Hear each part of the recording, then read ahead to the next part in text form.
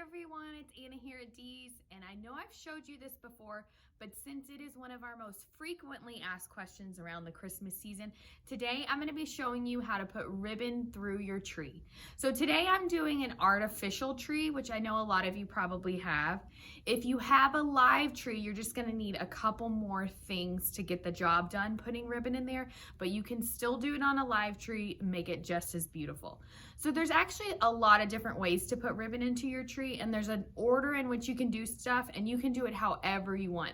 I'm just going to give you some tips and show you how I've always put ribbon through the tree. So first of all, you can start with ornaments and floral stems and all that and do ribbon very last. And if you want to do it that way, that's going to make your ribbon really showy and you won't need as much because you're adding it on last to fill in holes. If you want to put ribbon on first and then tuck in ornaments and floral to fill the holes, it's totally up to you, but that's going to push the ribbon towards the back and make it more of a backdrop. Totally up to you which way you decide to do it. Right now, I'm just going to use a bare 7-foot tree and kind of show you how to do it and let you know how much yardage you need. So this one, I fluffed it a little bit and I've gone on and made a bow. So you know we have tons of videos on how to make bows. This is a 3 ribbon bow. I did a yard of each ribbon. So this is 3 yards total, and then I tied it with a tinsel tie. So tinsel ties are super nice.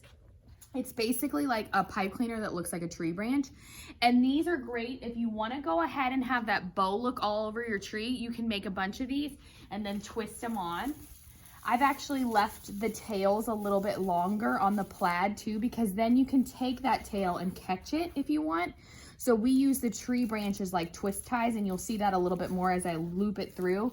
But you can give yourself a bow look like this. So on a 7-foot tree like this, I would definitely think that you would want to make different sized bows, this being a medium size.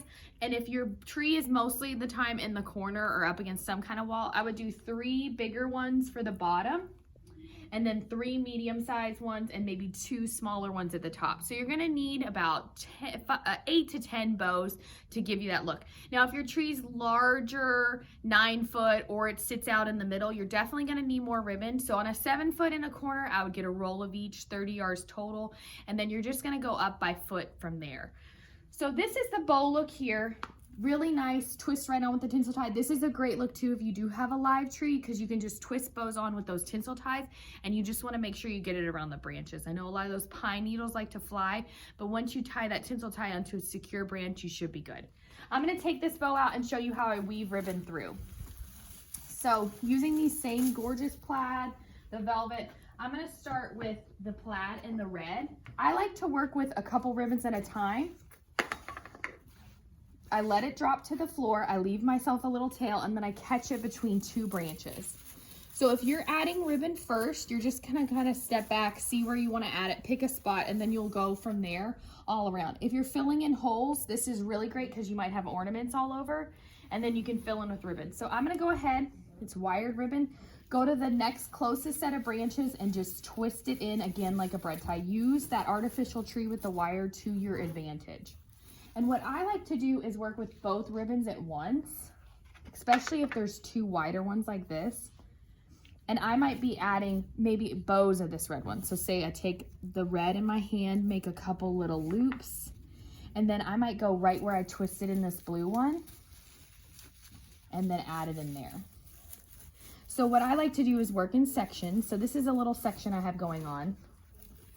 And then maybe I'm ready to cut them because I have ornaments down here, or maybe a sign and some floral picks, and I don't need a whole lot more ribbon. Don't be afraid to cut that ribbon. You can always take it back off your tree, roll it back on your roll, and use it again later. Okay, so I do have the blue skinny as well, so same kind of thing. You can do a lot of stuff with it. You can just go back on top of where you've already added, use those same branches. With skinny ribbon like this being 1 inch, I kind of like to use it almost like a garland, and let it stick out, let that wire do its job, and just catch it here and there. So when you step back and look at that, it's a nice little grouping of ribbon. I've got about a yard of this one, a yard of this one, and a yard of that one, so about 3 yards total. And what's nice is I have control over where it's going. So I've cut it and added it in here, Instead of trying to get ribbon that I've looped in up here all the way down here, that's when you get those like straight lines where it starts to look really kind of odd and straight across your tree. when you cut it, you have a lot more control over where that ribbon is going. So it really helps to fill in a tree. So I'm gonna add a couple ornaments so you can kind of see how it works around what you've got.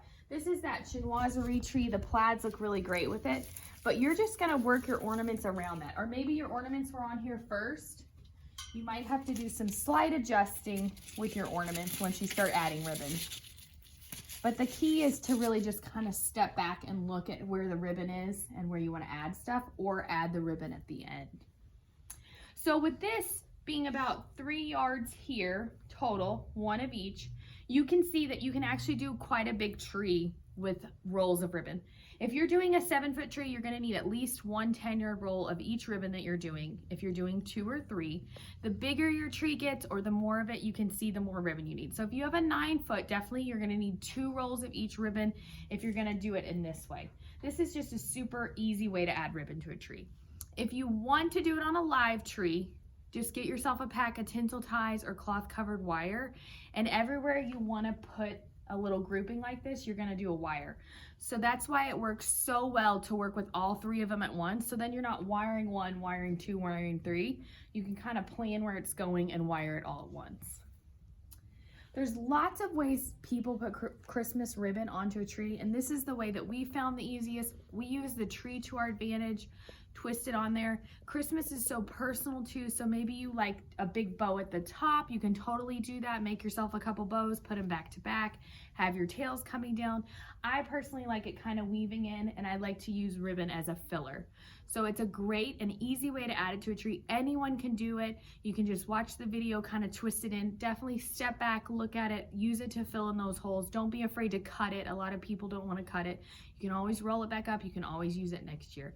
I hope you find this helpful tips useful when you're putting ribbon onto your tree, and stay tuned. We have so many great things coming up for Christmas this year.